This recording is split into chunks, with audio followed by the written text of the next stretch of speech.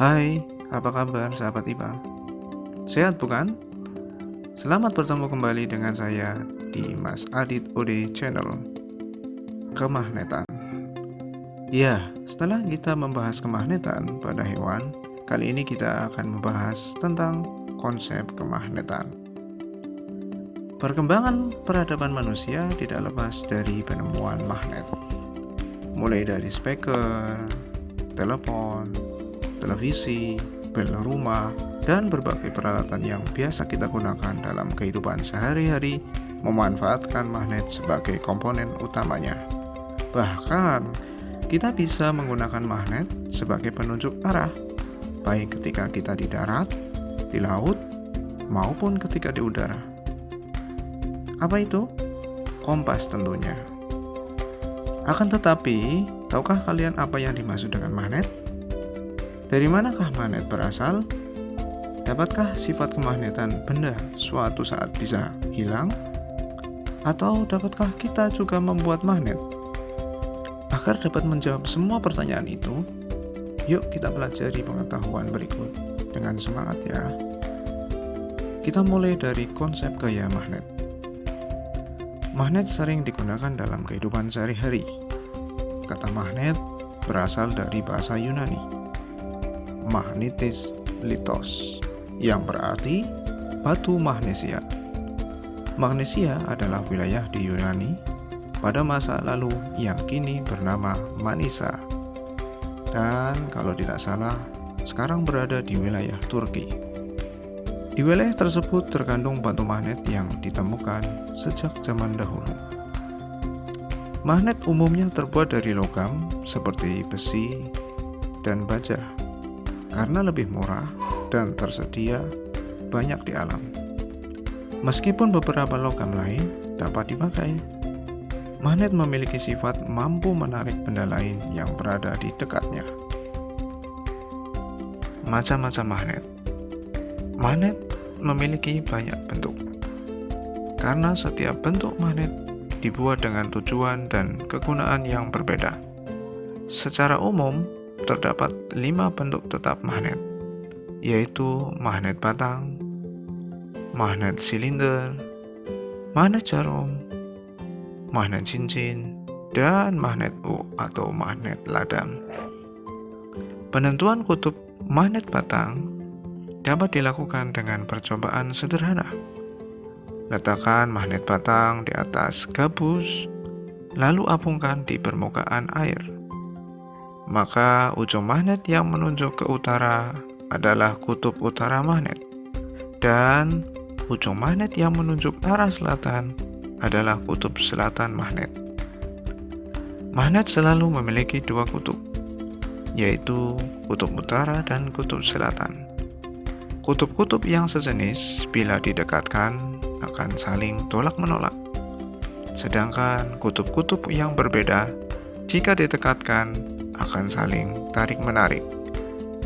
Kutub-kutub ini selalu ada pada setiap magnet, meskipun magnet tersebut dipotong menjadi potongan magnet yang kecil.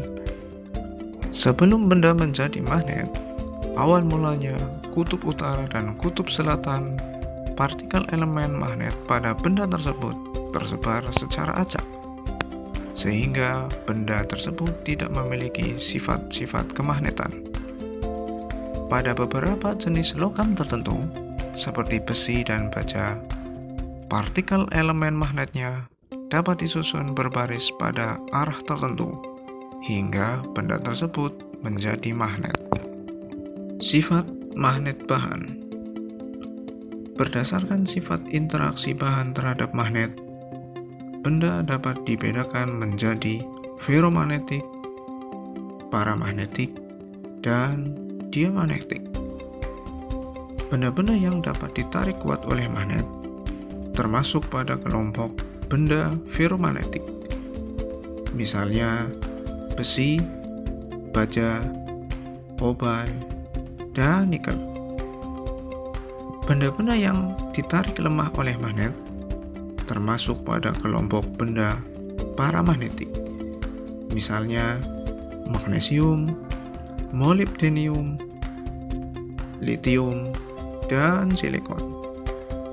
Sedangkan benda-benda yang tidak dapat ditarik oleh magnet termasuk kelompok benda diamagnetik, misalnya perak, emas, tembaga, dan bismut.